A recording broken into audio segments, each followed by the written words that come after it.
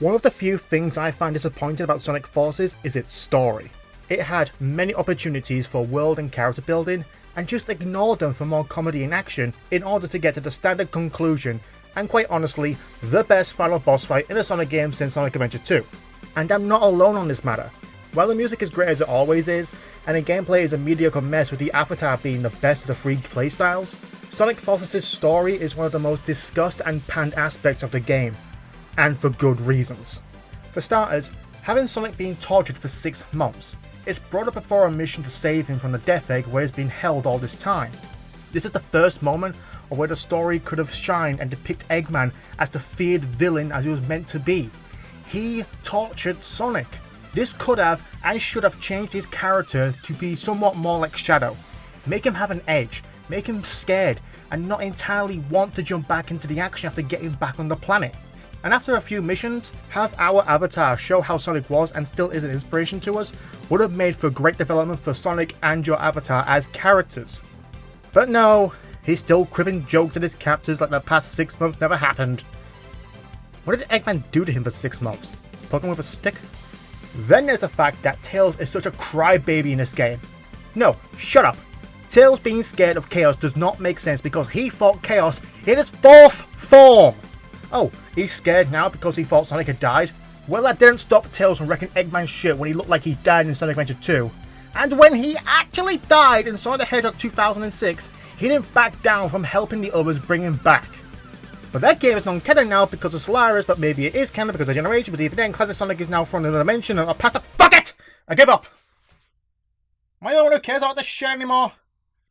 And why wasn't there a boss fight against Chaos?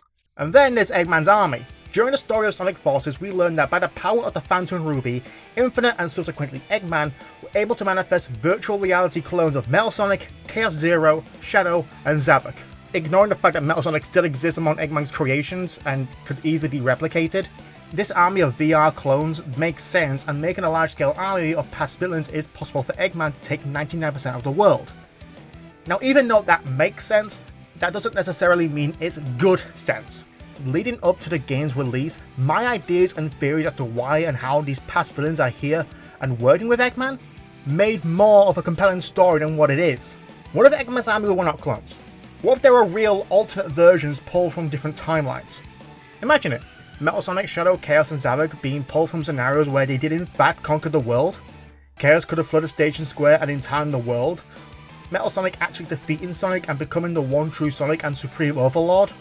Shadow joining the Black Arms to help eradicate the human race, and finally Zavok, who succeeded in taking all the planet's energy and using it to power himself and the Deadly Six. Infinite could have easily came in through a wormhole and said, "Congratulations on taking over these planets, I want you to join me to take over my planet and defeat Sonic and the rest of his friends and deliver it into ruin." While some of this wouldn't make sense since Metal Sonic wouldn't revert back to his original state, although seeing Metal Sonic in his Neo form in Forces would have been cool, and Zavok, having already betrayed Eggman, wouldn't be keen on joining up with him again, but all 4 of them would have been convinced by the power of the Phantom Ruby, plus the opportunity to destroy yet another world and Sonic would have been more than enough to convince them to join Eggman's uprising.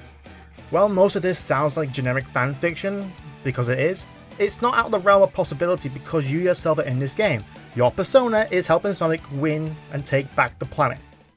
The story of Sonic Forces was meant to be a grim and darker tale, to say that Eggman has finally won. It's not like Sega and Sonic Team have not dealt with dark things before. See Adventure 2, Shadow the Hedgehog and Sonic 06, where again, they did in fact kill Sonic. For what it's worth, Sonic Forces is not the worst written story. There have been better stories in the past, but this is definitely not as bad as Sonic Lost World or Boom Rise of Lyric. There are opportunities to expand the story of Sonic Forces with downloadable content.